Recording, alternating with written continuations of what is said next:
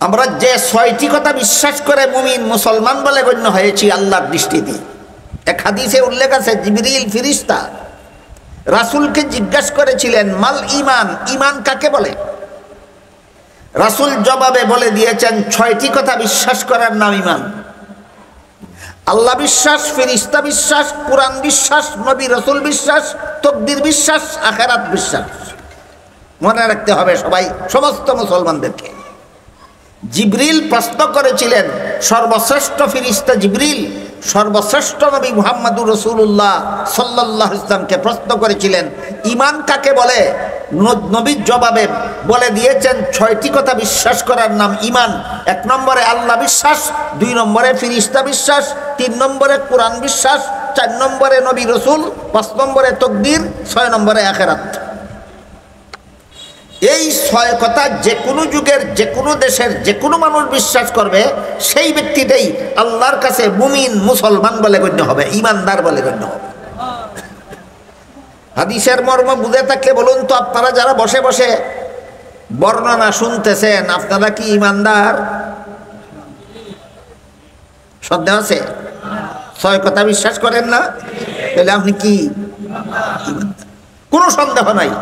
রাসূল বলেছেন, এই 6 কথা যে বিশ্বাস করবে সেই ঈমানদার। আমি 6 কথা বিশ্বাস করি, কোনো সন্দেহ নাই আমি ঈমানদার, কোনো সন্দেহ নাই আমি ঈমানদার। ঈমানদারদেরকে মুমিনও বলা হয়, মুসলমানও বলা হয়। আরেক হাদিসে রাসূল করিম সাল্লাল্লাহু আলাইহি ওয়াসাল্লাম বলেছেন, আমার মুসলমান উম্মতেরা 73 দলে বিভক্ত হয়ে 72 দল মুসলমান জাহান্নামী হবে, 1 দল মুসলমান জান্নাতি হবে। প্রশ্ন জাগে, 72 দল জাহান্নামী মুসলমান কিভাবে হয়েছিল? কত কথা বিশ্বাস করে? 6 কথা। কত কথা? 6 কথা। 1 দল জান্নাতি মুসলমান, এরা মুসলমান কিভাবে হয়েছিল? সেই 6 কথা। 72 দল জাহান্নামী মুসলমান, এরাও ঈমানের 6 কথা বিশ্বাস করার কারণেই মুসলমান। 1 দল জান্নাতি মুসলমান, এরাও এই 6 কথা বিশ্বাস করার কারণেই মুসলমান। তাহলে 72 দল মুসলমান কোন দোষে জাহান্নামী, আর 1 দল মুসলমান কোন গুণে জান্নাতি, জরুরি ভিত্তিতে যদি বুঝেন না, আপনি কোনোদিন বুঝবেন না আহলে সুন্নাত ওয়াল জামাত কাকে বলে। আহলে সুন্নাত ওয়াল জামাত কাকে বলে বোঝার কোনো উপায় নাই, এই প্রশ্নের জবাব না বোঝা পর্যন্ত। তাই আবার বলছি, হাদিস শরীফে যে রাসূল বলেছেন, আমার 72 দল মুসলমান উম্মত জাহান্নামী হবে, এরা কত কথা বিশ্বাস করে মুসলমান হয়েছিল? আর 1 দল মুসলমান উম্মত জান্নাতি হবে, এরা কয় কথা বিশ্বাস করে মুসলমান হয়েছিল? তাহলে 72 দল জাহান্নামীরাও মুসলমান হয়েছিল 6 কথা বিশ্বাস করে। 1 দল উম্মত জান্নাতি হবে, তারাও 6 কথা বিশ্বাস করার কারণে। তাহলে 72 দল মুসলমানের দোষটা কি, যেই দোষে এরা জাহান্নামী হলো? আর 1 দল মুসলমানের গুণটা কি, যে গুণের কারণে এরা জান্নাতি হলো? এই প্রশ্নের জবাব না জানা পর্যন্ত জীবনে কোনোদিন আহলে সুন্নাত ওয়াল জামাত চিনতে পারবেন না। তাই এই প্রশ্নের জবাব হইল, 72 দল মুসলমান যদিও 6 কথা বিশ্বাস করে মুসলমান গণ্য হয়েছিল, কিন্তু তারা 6 কথা সহি ব্যাখ্যা মতো বিশ্বাস করে না, মন গড়া ব্যাখ্যা মতো বিশ্বাস করে। এবার বলুন, 72 দল জাহান্নামী মুসলমান, জাহান্নামী কেন? মন গড়া ব্যাখ্যার কারণে। মুসলমান কেন? 6 কথা বিশ্বাস করার কারণে। আবার বলছি, 72 দল মুসলমান, এরা মুসলমান কেন? 6 কথা বিশ্বাস করার কারণে। জাহান্নামী কেন? এই 6 কথা মন গড়া ব্যাখ্যা মতো বিশ্বাস করার কারণে জাহান্নাম। আর 1 দল মুসলমান জান্নাতি, ওরা মুসলমান কেন? 6 কথা বিশ্বাস করার কারণে। জান্নাতি কেন? 6 কথার কোনো কথা এরা মন গড়া ব্যাখ্যা মতো বিশ্বাস করে না, 6 কথার সব কথা এরা সহি ব্যাখ্যা মতো বিশ্বাস করে। এবার প্রশ্ন জাগে, তাহলে 6 কথার সহি ব্যাখ্যা পাওয়া যায় কোথায়? সুস্পষ্ট ভাষায় হাদিস শরীফে রাসূল বলে দিয়েছেন, মা আনা আলাইহি ওয়া আসহাবি।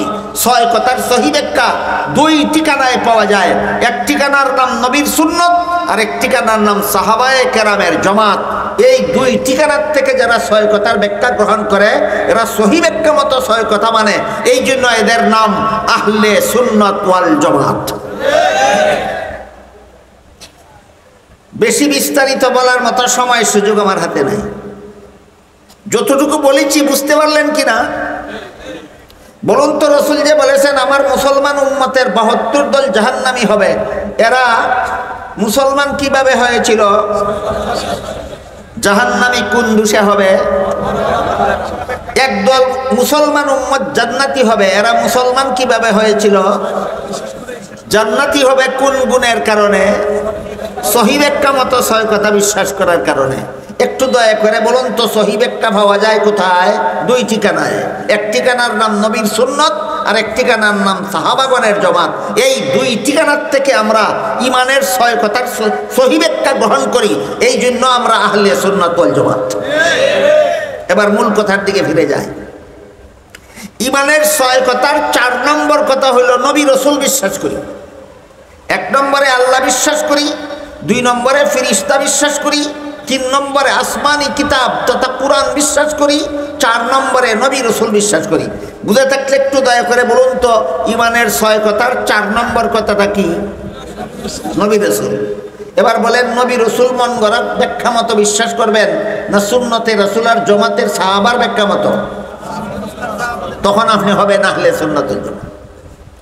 নবী রসুল বিশ্বাস করি মন গড়া ব্যাখ্যা মতো নয়, নবী রসুল বিশ্বাস করি আমি সহিহ ব্যাখ্যা মতো। সুতরাং আদমের নিষিদ্ধ গাছের ফল খাওয়া, মনে আছে প্রসঙ্গ? আদমের নিষিদ্ধ গাছের ফল খাওয়াকে যদি আপনি মন গড়া ব্যাখ্যা করেন তাহলে বলতে পারবেন আল্লাহর আদেশ নিষেধ লঙ্ঘন করলেই গুনাহ হয়, আর আদম তো লঙ্ঘন করলেন ওই, সুতরাং আদম গুনাহগার হইলেন। এটা মন গড়া ব্যাখ্যা। এই ব্যাখ্যা গ্রহণ করলে নবীগণের বেলায় আল্লাহর সামগ্রিক মূলনীতি বজায় থাকে না, লঙ্ঘন হয়। সুতরাং এই ব্যাখ্যা মন গড়া ব্যাখ্যা, এটা নবীগণ সম্পর্কে ভ্রান্ত ব্যাখ্যা। আপনি যদি এই ব্যাখ্যা মতো নবী বিশ্বাস করেন আপনি মুসলমান, কিন্তু নির্ভেজাল মুসলমান নন, আপনার ইসলামে ভেজাল আছে। এই জন্য বলেছিলাম আহলে সুন্নাত ওয়াল জামাতের মুফাসসিরিন কেরাম তাফসীরের কিতাবে আদমের নিষিদ্ধ গাছের ফল খাওয়ার সহিহ ব্যাখ্যা করেছেন। একাধিক সহিহ ব্যাখ্যা আছে, এর মধ্যে একটা সহিহ ব্যাখ্যা এবার আপনাদের শোনাই। একটা সহিহ ব্যাখ্যা হলো মানুষের কোনো কাজের দ্বারা সওয়াব হয় অথবা কোনো কাজের দ্বারা গুনাহ হয় দুনিয়ার জীবনে, জান্নাতি জীবনে নয়। মানুষের কোনো কাজে সওয়াব হয়, কোনো কাজে গুনাহ হয় কোন জীবনে? জান্নাতি জীবনের কোনো কাজের সাথে সওয়াবেরও কোনো সম্পর্ক নাই, গুনাহরও কোনো। এবার বলুন আদম নিষিদ্ধ গাছের ফল খেয়েছিলেন কোন জীবনে? এর সাথে সওয়াবেরও কোনো সম্পর্ক নাই, গুনাহরও কোনো সম্পর্ক নাই। এই ব্যাখ্যাটা গ্রহণ করলে আল্লাহর সামগ্রিক মূলনীতি লঙ্ঘন হয় না, বজায় থাকে। সুতরাং এইটা হলো সহিহ ব্যাখ্যা। 2 নম্বর সহিহ ব্যাখ্যা, দুনিয়ার জীবনেও যদি কেউ আল্লাহর নিষিদ্ধতার কথা ভুলে গিয়ে লঙ্ঘন করে ফেলে, যেমন ধরুন রমজান মাসের দিনের বেলায় আপনি রোজা রেখেছিলেন, দিনের বেলায় রোজা রেখে খানাফিনা করা আল্লাহর পক্ষ থেকে আপনার জন্য নিষিদ্ধ ছিল, কি বলেন? কি পরিমাণ গুনাহ হবে? গুনাহ হবে না। কেন? ভুলে করছে। আদম সম্পর্কে আল্লাহ বলেন আদমও ভুলে গেল আমার নিষেধের কথা। তুমি ভুলে গেলে গুনাহ হয় না, আর তোমার বাবার বাবার বাবা 14 গোষ্ঠীর বাবা আদমে ভুলে গেলে গুনাহ হয়। তুমি নবীর চরিত্র শিখেছো কার কাছ থেকে? আজকের মতো 2টা সহিহ ব্যাখ্যা আপনাদেরকে শোনালাম। 2টা সহিহ ব্যাখ্যার কোনো একটা ব্যাখ্যা মতো নবী মানলে বলুন আল্লাহর সামগ্রিক মূলনীতি লঙ্ঘন হয় না, বজায় থাকে। সুতরাং এগুলি হলো সহিহ ব্যাখ্যা। আর আদমকে ওই নিষিদ্ধ গাছের ফল খাওয়ার ঘটনাকে মন গড়া ব্যাখ্যা করে আদমকে গুনাহগার সাব্যস্ত করলে কি হয়? আল্লাহর সামগ্রিক মূলনীতি লঙ্ঘন হয়। এই জন্য কোন নবীকে গুনাহগার সাব্যস্ত করার মতো ব্যাখ্যা, এটা মন গড়া ব্যাখ্যা, এটা ইসলামের নামে ভ্রান্ত মতবাদ। তোমার মুসলমানই নির্ভেজাল নয়, তুমি ভেজাল মুসলমান। এবার বুঝে থাকতে বলুন নবীগণকে যারা নবীগণের জীবনের বিভিন্ন ঘটনাকে অপব্যাখ্যা করে, যারা নবীগণকে গুনাহগার সাব্যস্ত করে, এরা নির্ভেজাল মুসলমান না মুসলমান নামের ভেজাল? এরা নির্ভেজাল মুসলমান না, এরা মুসলমান নামের ভেজাল। এই প্রসঙ্গে আমি আপনাদের আরেকটি বিষয়ের প্রতি দৃষ্টি আকর্ষণ করতে চাই, সেটা হলো নবীগণকে পাপিষ্ঠ সাব্যস্ত করা, গুনাহগার সাব্যস্ত করা এই অপকর্মের সূত্রপাত করেছিল সর্বপ্রথম খ্রিস্টান জাতি। নবীগণকে গুনাহগার সাব্যস্ত করার অপকর্মের সূত্রপাত করেছিল সর্বপ্রথম কারা? খ্রিস্টানেরা। কিভাবে?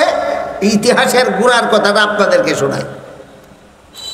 আপনারা অনেকেই হয়তো জানেন, বাংলাদেশের মুসলমানদেরকে খ্রিস্ট ধর্মে দীক্ষিত করার জন্য খ্রিস্টানদের একটি সংস্থা দীর্ঘদিন যাবৎ কাজ করে যাচ্ছে। সেই সংস্থাটির নাম হলো খ্রিস্টান মিশনারি বাংলাদেশ।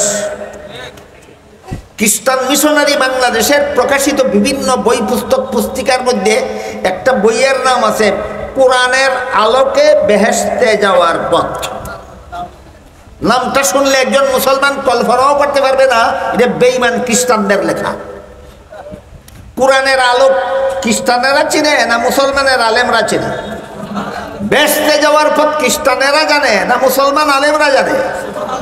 বান্দরেরা এমন কৌশল করে নাম রাখছে, নাম দেখে যেন মুসলমান আলেমের লেখা মনে করে বইটা যেন পড়লে এই বইয়ের লেখার ধারাবাহিকতা তাকে টেনে টেনে খ্রিস্ট ধর্মের দিকে নিয়ে যায়। এইরকম একটা শয়তানি বইয়ের নাম কোরআনের আলোকে বেহেশতে যাওয়ার পথ। এই বইয়ে তারা লিখেছে প্রথম মানুষ আদম। শুধু প্রথম মানুষ না, প্রথম নবীও। হ্যাঁ, প্রথম নবী, প্রথম মানুষ আদম, প্রথম পাপিষ্ট। বাংলা ভাষায় বলে পাপিষ্ট, ফার্সি ভাষায় বলে গুনাহগার, আরবি ভাষায় বলে আসি। আরবি ভাষায় বলে আসি, ফার্সি ভাষায় গুনাহগার, বাংলা ভাষায় পাপিষ্ট। খ্রিস্টানেরা সেই বইয়ে লিখেছে সর্বপ্রথম মানুষ আদম, সর্বপ্রথম পাপিষ্ট। যুক্তি দিয়ে প্রমাণ করেছে কোন পাপের কারণে প্রথম মানুষ আদম পাপিষ্ট হলো। সেই পাপটা হলো তার নিষিদ্ধ গাছের ফল খাওয়া। আমি আগেই বলেছি, নিষিদ্ধ গাছের ফল খাওয়াকে মন গড়া ব্যাখ্যা করলে আদমকে পাপিষ্ট সাব্যস্ত করা যায়, সহি ব্যাখ্যা করলে আদম পাপিষ্ট সাব্যস্ত হয় না। তাইলে যেই ঘটনাকে খ্রিস্টানেরা আদমকে প্রথম পাপিষ্ট সাব্যস্ত করার জন্য যেই ঘটনাকে দলিল হিসাবে পেশ করলো সেই বইয়ে, এই দলিল বিশুদ্ধ না ভ্রান্ত? এই ভ্রান্ত দলিলের দ্বারা খ্রিস্টানেরা লিখেছে প্রথম মানুষ আদম, প্রথম পাপিষ্ট। তার প্রথম দলিলেই ভুল। এরপরে লেখে এই পাপিষ্ট আদমের বংশে যত নবী জন্মগ্রহণ করেছে সমস্ত নবীগণ জন্মগত পাপিষ্ট। এদের কি পাপ? পাপিষ্ট আদমের বংশে জন্ম হওয়াটাই এদের পাপ। নূহ নবী পাপিষ্ট আদমের বংশে জন্ম হওয়াটাই নূহ নবীর পাপ। পাপিষ্ট আদমের বংশে জন্ম হওয়াটাই ইব্রাহিম নবীর পাপ। পাপিষ্ট আদমের বংশে জন্ম হওয়াটাই জাকারিয়া নবীর পাপ। পাপিষ্ট আদমের বংশে জন্ম হওয়াটাই ইউসুফ নবীর পাপ। পাপিষ্ট আদমের বংশে জন্ম হওয়াটাই মুসা নবীর পাপ। কাজেই এই পাপিষ্ট আদমের বংশে যত নবী জন্মগ্রহণ করেছে সমস্ত নবী রাসূল জন্মগত পাপিষ্ট। আমি আপনাদের জিজ্ঞেস করি, বাপ যদি পাপিষ্ট হয় তাহলে তার ঘরে জন্মগ্রহণকারী শিশু বাচ্চাটাও কি জন্মগত পাপিষ্ট হয়? তাহলে এটা কোনো বিবেক সম্পন্ন মানুষের মতবাদ হতে পারে না গাঁজাখুরি মতবাদ? অনেক পণ্ডিতের মাথায় ধরে না খ্রিস্টানেরা কাফের কেন, এরা ধর্মের নামে গাঁজাখুরি মতবাদ পোষণ করে। এই পর্যন্তই কথা শেষ নয়। ওই বইয়ে তারা আরো লিখেছে যেহেতু পাপিষ্ট আদমের বংশে যত নবী জন্মগ্রহণ করে সবগুলি নবী জন্মগতভাবে পাপিষ্ট হয়, তাই আল্লাহ শেষ পর্যন্ত একজন নবীকে নিষ্পাপ বানাবার জন্য এই নবীকে আর আদমের বংশে জন্ম না দিয়ে আল্লাহ নিজের ঔরসে জন্ম দিলেন। তিনি হলেন হযরত ঈসা আলাইহিস সালাম। তিনটা গাঁজাখুরি কথা শোনালাম খ্রিস্ট ধর্মের নামে। একটা হইল প্রথম নবী আদম প্রথম পাপিষ্ট, দুইটা হইল পাপিষ্ট আদমের বংশে জন্মগ্রহণকারী সকল নবী পাপিষ্ট, 3 নম্বর হইল আল্লাহ একজন নিষ্পাপ নবী জন্ম দেওয়ার জন্য পাপিষ্ট আদমের বংশে জন্ম না দিয়ে আল্লাহ নিজের ঔরসে জন্ম দিলেন, যিনি হযরত ঈসা আলাইহিস সালাম। সুতরাং একমাত্র ঈসা আলাইহিস সালাম হলেন নিষ্পাপ নবী, আর বাকি সমস্ত নবী যারা আদমের বংশে জন্মগ্রহণ করেছে সবগুলি পাপিষ্ট নবী। কথাগুলি সত্যই পবিত্র ধর্মের বাণী, না ধর্মের নামে গাঁজাখুরি? এরকম ধর্মের নামে যারা গাঁজাখুরি করে, গাঁজাখুরি মতবাদ মানুষের সমাজে প্রচার করে, এরা কেন কাফের এই কথাটা অনেক পণ্ডিতের মাথায় আজকাল ধরে না। আরো দু একটা গাঁজাখুরি কথা শোনাবো। খুদার ঔরসে জন্ম হলেন হযরত ঈসা আলাইহিস সালাম, একমাত্র তিনি নিষ্পাপ নবী। তিনি জন্ম হয়ে দেখলেন প্রত্যেকটা আদম সন্তান জন্মগত পাপিষ্ট। কি পাপ? আদমের বংশে জন্ম হওয়াটাই তোমার পাপ। কাজেই এই আদম সন্তানকে জাহান্নাম থেকে মুক্তি দেওয়ার কোনো ব্যবস্থা নাই। পাপিষ্ট আদমের বংশে জন্ম হওয়ার পাপ থেকে যদি মুক্তি চাও, জাহান্নাম থেকে যদি মুক্তি চাও, জান্নাত যদি পরকালে পেতে চাও, তাহলে বিশ্বাস করো যিশু আল্লাহর পুত্র। যারা যিশুকে আল্লাহর পুত্র বিশ্বাস করবে, এরা কিয়ামত পর্যন্ত যত পাপ করুক না কেন, এদের সকল পাপের কাফফারার জন্য খুদার পুত্র যিশু আল্লাহর কাছে একটা প্রস্তাব করেছিলেন। খুদার পুত্র যিশু আল্লাহর কাছে প্রস্তাব করেছিলেন, হে আল্লাহ, তোমার শত্রুদেরকে সুযোগ করে দাও, তারা যেন আমাকে শুলিতে চড়িয়ে হত্যা করে, আর এই শুলিতে চড়ে নিহত হওয়ার কারণে আমার যতটুকু কষ্ট হবে, এর বিনিময়ে কিয়ামত পর্যন্ত যে সমস্ত মানুষ বিশ্বাস করবে আমি খুদার পুত্র, এরা দুনিয়াতে যত অপকর্ম করুক না কেন, সকল অপকর্মের পাপের কাফফারা হয়ে যাবে। পুত্রের আবেদন পিতা মঞ্জুর করলেন, শত্রুদেরকে সুযোগ করে দিলেন। খুদার পুত্র যিশুকে শত্রুরা ফাঁসিতে শুলিতে চড়িয়ে হত্যা করলো। এতে খুদার পুত্রের যে কষ্ট হলো, এই কষ্টের বিনিময়ে কিয়ামত পর্যন্ত যারা যিশুকে আল্লাহর পুত্র বলে বিশ্বাস করবে, এরা ভবিষ্যতে যে কোনো সময় দুনিয়াতে আসুক, যত জিনা বদমাশি করুক, যত খুন খারাপি করুক, যত সন্ত্রাস করুক, যত হত্যাযজ্ঞ চালাক, যত দুর্নীতি করুক, যত জালিয়াতি করুক, সব গুনার অগ্রিম কাফফারা হয়ে গেছে। এই সবগুলি হলো ধর্মের নামে গাঞ্জাখুরি কথা। এতগুলি গাঞ্জাখুরি কথাকে যারা ধর্ম বানাইয়া রাখছে, এরা কোন কারণে কাফের, এটা অনেক পণ্ডিতের মাথায় ধরে না। এই পণ্ডিতদের বোঝা দরকার ধর্ম কাকে বলে আর ধর্মের নামে গাঁজাখুরি কাকে বলে। কাহিনীটা বুঝে থাকলে এবার বলুন, নবীগণকে পাপিষ্ট সাব্যস্ত করার কুফরি মতবাদ ধর্মের নামে দুনিয়ার মানুষের সমাজে এই কুফরি মতবাদের সূত্রপাত করেছে কোন জাতি? খ্রিস্টান জাতি। সুতরাং নবীগণকে গুনাহগার বিশ্বাস করা মুসলমানি আকীদা বিশ্বাস নয়, খ্রিস্টানি মতবাদ।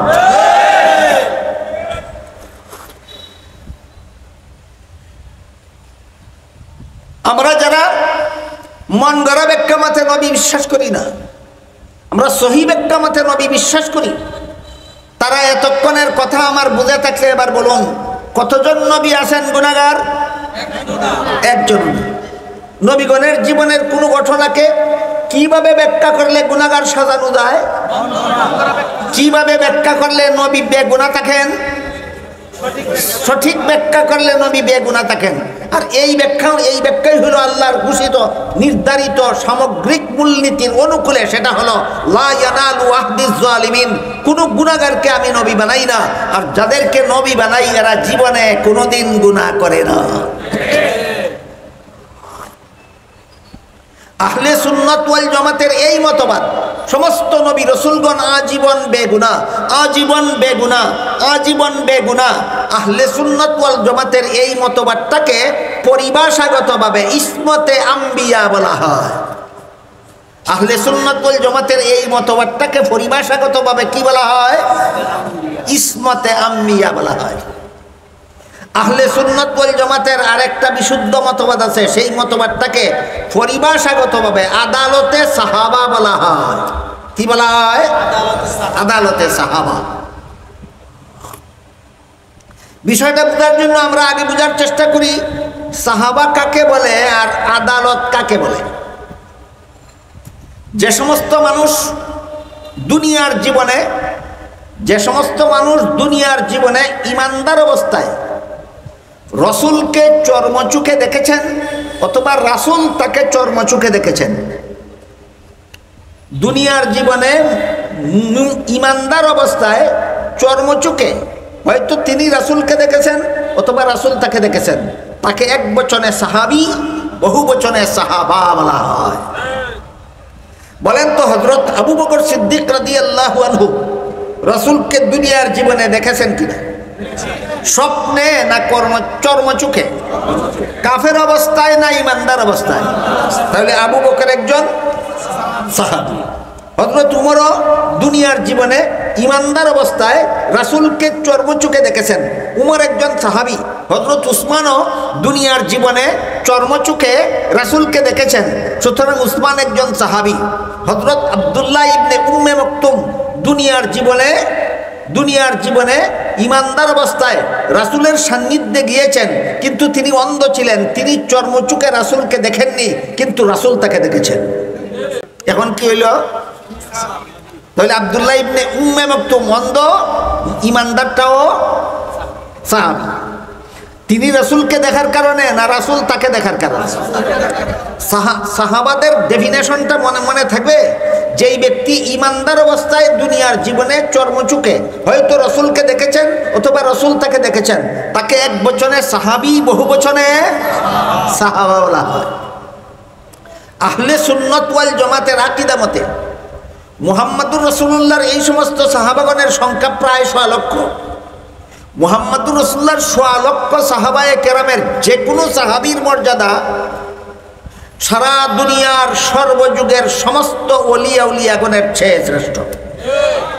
মুহাম্মদুর রাসূলুল্লাহর যে কোনো সাহাবীর মর্যাদা, যে কোনো একজন সাহাবীর মর্যাদা সারা দুনিয়ার সর্বযুগের সমস্ত ওলিয়া উলিয়াগণের মর্যাদা শ্রেষ্ঠ না সমস্ত ওলিয়া উলিয়াগণের চেয়ে রাসূলের যে কোনো সাহাবীর মর্যাদা শ্রেষ্ঠ? সাহাবায়ে কেরাম সম্পর্কে মুসলমানের বিশুদ্ধ মতবাদ, সাহাবায়ে কেরাম সম্পর্কে আহলে সুন্নাত ওয়াল জামাতের বিশুদ্ধ মতবাদ, এদের মর্যাদা আল্লাহর কাছে যে কোনো সাহাবীর মর্যাদা সারা দুনিয়ার সমস্ত ওলিয়া উলিয়াগণের চেয়ে শ্রেষ্ঠ। এই সাহাবাদের এই মর্যাদা, তারা যে শ্রেষ্ঠ, যে কারণে তাদের সমালোচনা করা হারাম। সাহাবায়ে কেরামের সমালোচনা করা হারাম।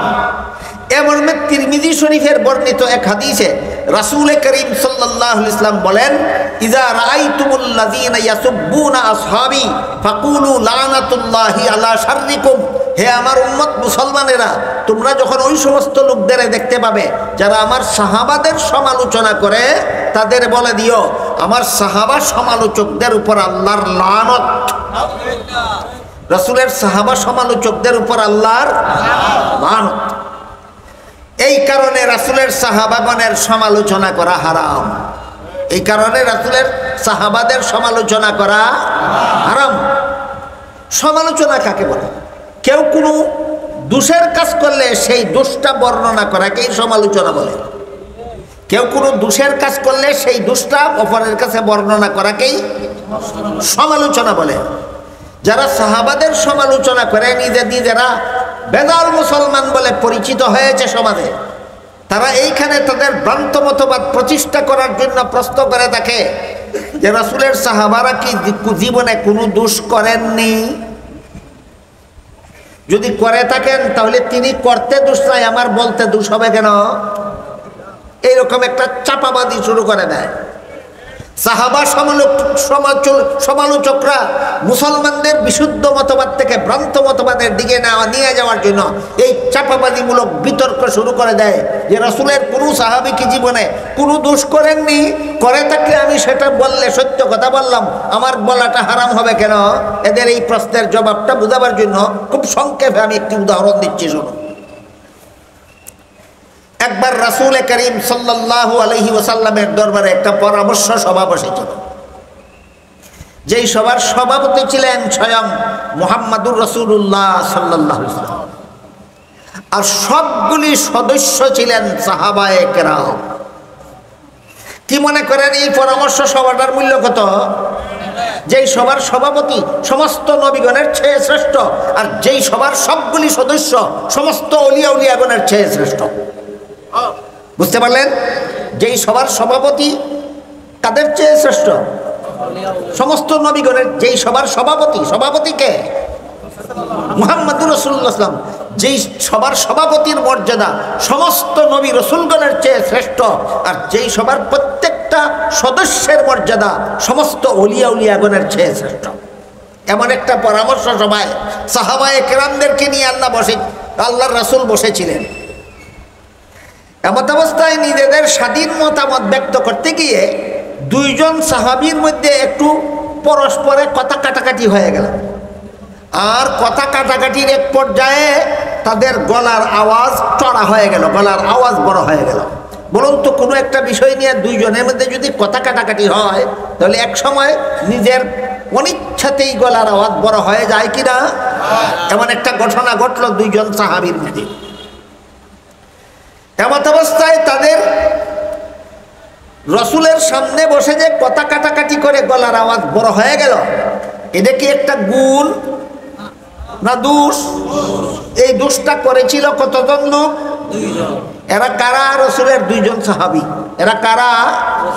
রসুলের দুইজন সাহাবী। এই একটা দোষ এরা করেছিল, যে কারণে আল্লাহ পাক রব্বুল আলামিন সূরা হুজুরাতের 2 নম্বর আয়াত নাযিল করে বলেন, ইয়া আইয়ুহাল্লাযীনা আমানু লা তারফাউ আসওয়াতাকুম ফাওকা সাওতিন নাবী ওয়া লা তাজহারু লাহু বিল কাওলি কাজাহরি বাযিকুম লিবাযিন আন তাহবাতা আমালুকুম ওয়া আনতুম লা তাশউরুন।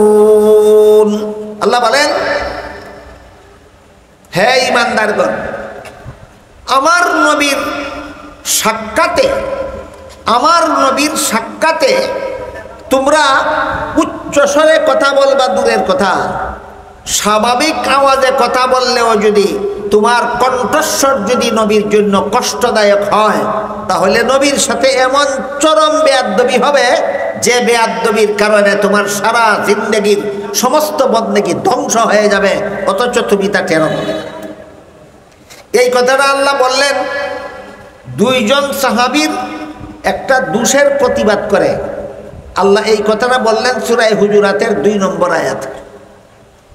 আয়াতটা নাজিল হওয়ার পর সমস্ত সাহাবায়ে কেরাম এমন ভাবে সংশোধন হলেন, এই ঘটনার পর থেকে কোনো সাহাবী রাসূলের দরবারে আসলে, রাসূল কোনো কথা জিজ্ঞাসা করলে এত আস্তে জবাব দিতেন, অনেক সময় রাসূল বুঝতেই পারতেন না। ঘটনা বুঝে থাকলে বলুন তো, দুইজন সাহাবী রাসূলের দরবারে একটা দোষ করে ফেলেছিলেন, ইচ্ছায় না অনিচ্ছায়। আল্লাহ তাদেরকে সতর্ক করে দিয়েছিলেন কিনা? সতর্ক করে দেওয়ার পরে তারা সতর্ক হননি। 16 আনার মধ্যে 12 আনা। আপনারা বলেন 16 আনা, আমি বলি 17 আনা। কেন? কারণ রাসূল কোনো কথা জিজ্ঞাসা করলে এরপরে যদি এমন আস্তে কথা বলতেন যে রাসূল কোনো রকম বুঝতে পারতেন, তাহলে আমি বলতাম 16 আনা। এই ঘটনার পর থেকে রাসূলের কাছে কোনো সাহাবী আসলে কোনো কথা জিজ্ঞাসা করলে এত আস্তে জবাব দিতেন, অনেক সময় রাসূল বুঝতেই পারতেন না। 16 আনাই সংশোধন হয়েছিলেন না 17 আনা? 17 আনা। তাদের সংশোধন হওয়ার উপর সন্তুষ্ট হয় আল্লাহ সূরা হুজুরাতের 3 নম্বর আয়াত নাযিল করে বলেন, ইন্নাল্লাযীনা ইয়াগুদ্দুনা আসওয়াতাহুম ইনদা রাসূলিল্লাহি উলাইকাল্লাযীনা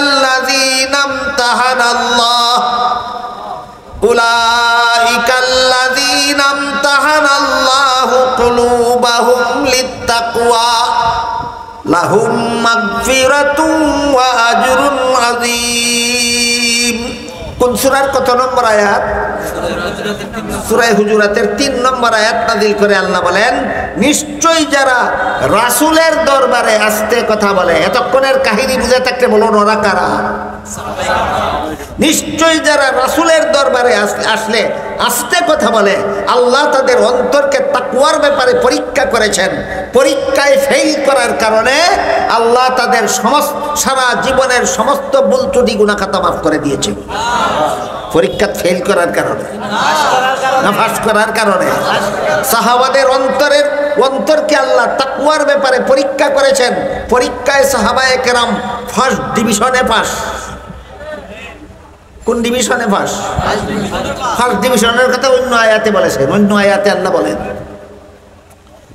والسابقون الأولون من المهاجرين والأنصار والذين اتبعوهم بإحسان رضي الله عنهم ورضوا عنه। আনসার সাহাবায়ে কেরাম, মুহাজির সাহাবায়ে কেরাম যারা প্রতিযোগিতার মাধ্যমে রাসূলের নির্দেশ পালন করতেন, আর আনসার মুহাজির ছাড়া আরো যত সাহাবাগণ আছেন যারা নেক কাজে প্রতিযোগিতাকারী, আল্লাহ পাক রব্বুল আলামিন এদের তিন দলের উল্লেখ করে বলেন, এরা আস-সাবিকুন আল-আউয়ালুন, নেক কাজে প্রতিযোগিতাকারীদের মধ্যে এক নম্বর। আল-আউয়ালুন, আউয়াল শব্দের বহু বচন। আউয়াল শব্দের বাংলা হলো প্রথম। আউয়াল শব্দের বাংলা প্রথম, আর ইংরেজি হইল থার্ড। প্রথমের ইংরেজি থার্ড, না সেকেন্ড, না ফার্স্ট। কি বললেন আল্লাহ কোরআনে? সমস্ত সাহাবায়ে কেরাম নেক কাজে এক নম্বর, ফার্স্ট, নেক কাজে এক নম্বর।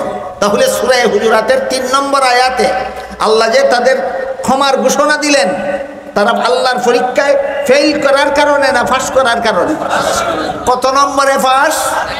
1 নম্বরে পাস।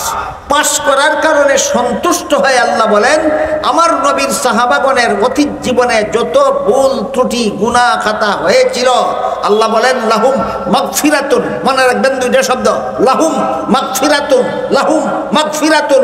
আমার নবীর সাহাবাগণের অতীত জীবনের সমস্ত ভুল ত্রুটি গুনাহ খাতা মাফ করে দিয়েছি, মাফ করে দিয়েছি, মাফ করে দিয়েছি। কেন? যেহেতু সমালোচনার যোগ্য রয়েছে। আল্লাহ মাফ করে দিয়েছেন সমালোচনার যোগ্য থাকার কারণে, না যোগ্য নন সেই কারণে? সাহাবা সমালোচকরা, সাহাবারা দুষ করেছিলেন সেইটা দেখে, আল্লাহ মাফ করে দিয়েছেন সেইটা দেখে না। আল্লাহ এদেরকে চক্ষু দুইটা দিছিলেন, এক চোখে দেখে আর এক চোখে ইচ্ছা করেই দেখে না। আমি কি বিষয়টা আপনাদের বোঝাতে পারলাম? এবার বলুন তো, সাহাবা সমালোচকরা যে বলে সাহাবারা কি জীবনে কোনোদিন গুনাহ খাতা করেননি? আমি বলি 100 বার করেছিলেন। তারপর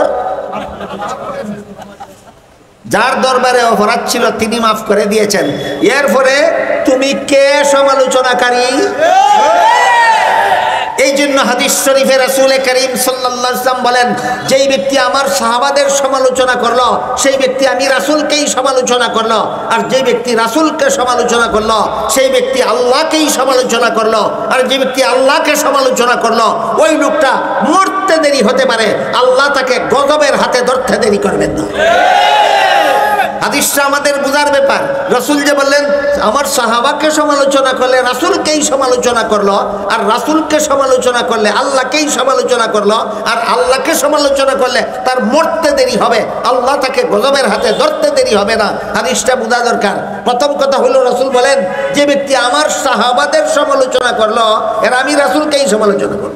সাহাবাদের সমালোচনা করলে রাসূলের সমালোচনা কিভাবে হয়? তার কারণ হলো রাসূল হলেন উস্তাদ আর সাহাবাগণ ছাত্র। রাসূল হলেন উস্তাদ আর সাহাবাগণ ছাত্র।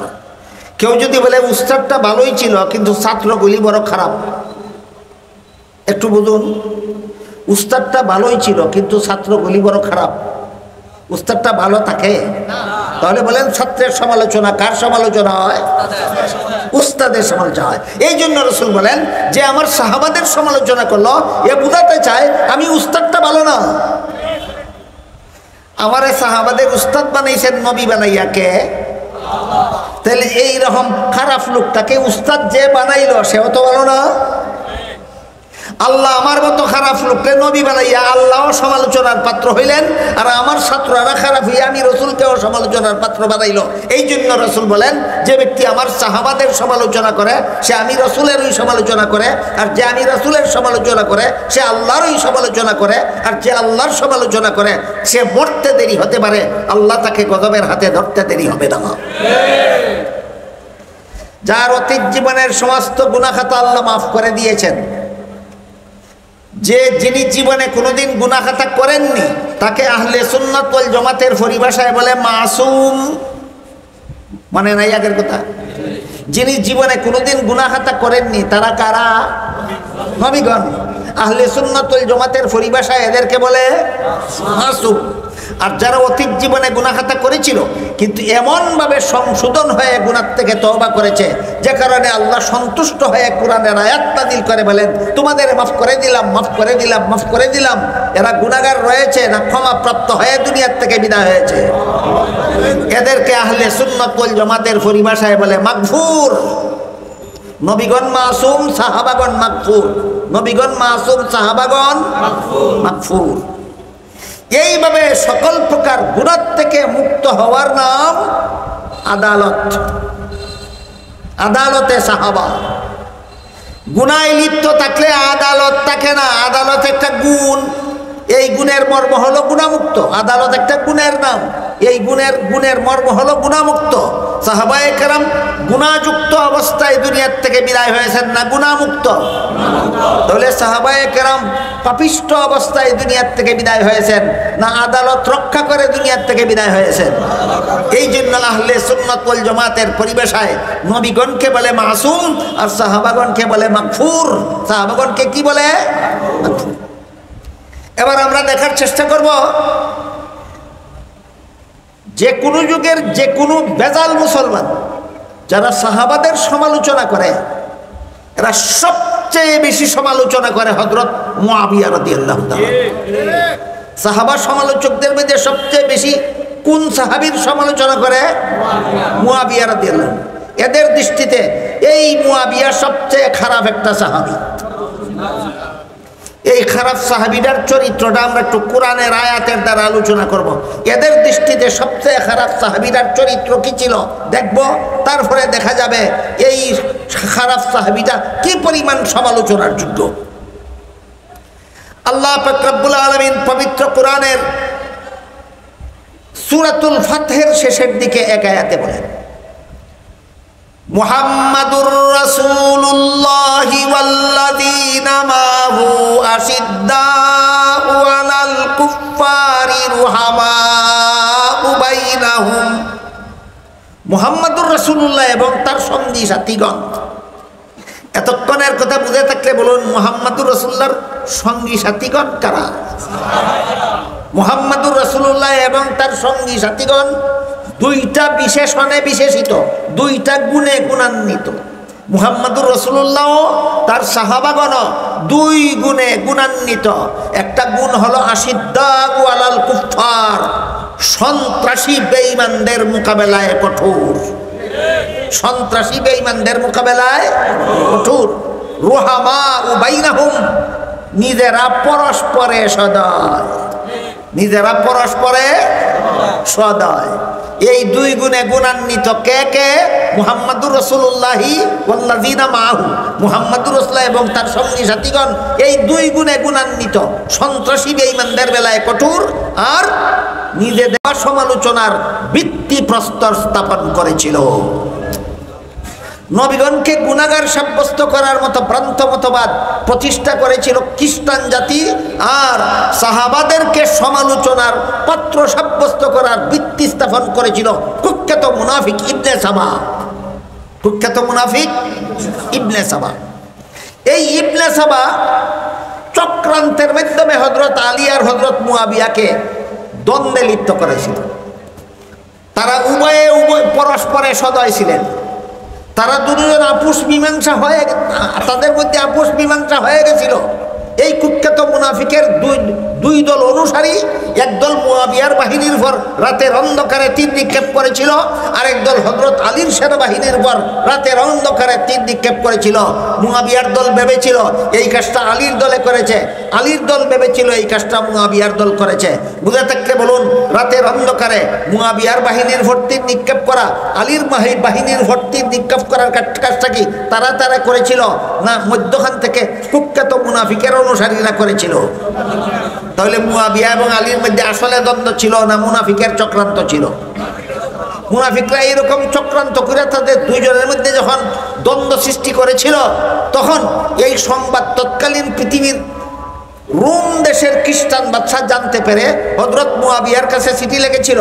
চিঠিতে বলেছিল, আমি শুনেছি আলীর সাথে তোমার বিরোধ বেঁধেছে, তাই তুমি যদি অনুমতি দাও আলীর বিরুদ্ধে তোমাকে যুদ্ধে বিজয়ী করাবার জন্য আমি অস্ত্র এবং সেনাবাহিনী দিয়ে তোমাকে সাহায্য করব। এক্ষুনি তোমাকে আলীর বিরুদ্ধে সাহায্য করার জন্য অস্ত্র শস্ত্র পাঠিয়ে দেব, সেনাবাহিনী পাঠিয়ে দেব।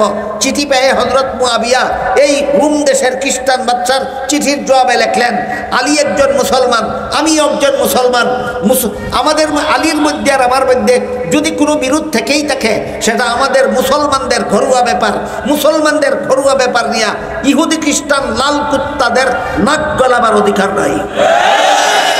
তুই যদি আলীর বিরুদ্ধে সেনাবাহিনী পাঠাস তাহলে জেনে রাখিস আলীর পক্ষ হয়ে তোর বিরুদ্ধে সর্বপ্রথম অস্ত্র ধারণ করব আমি মুয়াবিয়া।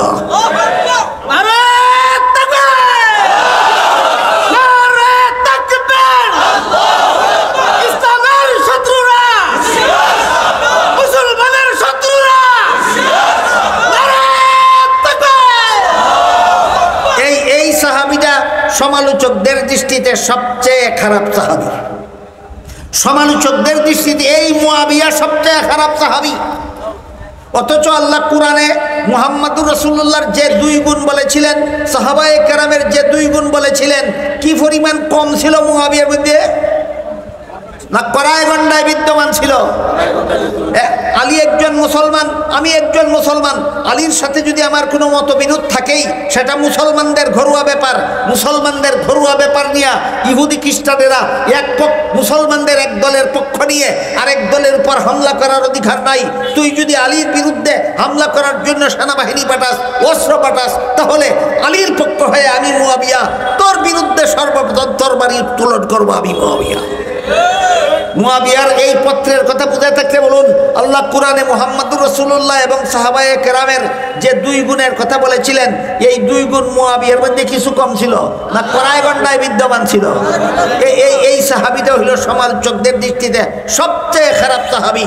এই সবচেয়ে খারাপ সাহাবীটার চরিত্র যদি বর্তমান দুনিয়ার মুসলমানদের মধ্যে থাকতো, এই সবচেয়ে খারাপ সাহাবীটার চরিত্র যদি বর্তমান দুনিয়ার মুসলমানদের মধ্যে থাকতো, তাহলে আমেরিকার বিশ্ব সন্ত্রাসীরা যখন নির্দোষ আফগানি মুসলমানদের উপর হামলা চালিয়েছিল, এই মুয়াবিয়ার চরিত্র যদি বর্তমান দুনিয়ার মুসলমানদের মধ্যে থাকতো, তাহলে আমেরিকার বিশ্ব সন্ত্রাসীরা যখন ইরাকের নিরীহ মুসলমানদের উপর হামলা চালিয়েছিল, তখন আপনাদের জানা মতো অন্যান্য মুসলমান দেশের সরকার কার পক্ষে ছিল?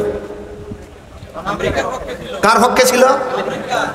যদি মুয়াবিয়ার চরিত্রটা থাকতো, যাইতো লাল কুত্তাদের পক্ষে যাইতো না মজলুম মুসলমানের পক্ষে থাকতো? মজলুম মুসলমানের পক্ষে থাকতো। তোদের দৃষ্টিতে যেই সাহাবীরা সবচেয়ে বড় খারাপ, এই সাহাবীরার চরিত্র যদি বর্তমান দুনিয়ার মুসলমান সরকারদের মধ্যে থাকতো, কোনো ইহুদি খ্রিস্টান লাল কুত্তা মুসলমানের রক্ত দিয়ে গোসল করতে পারতো না।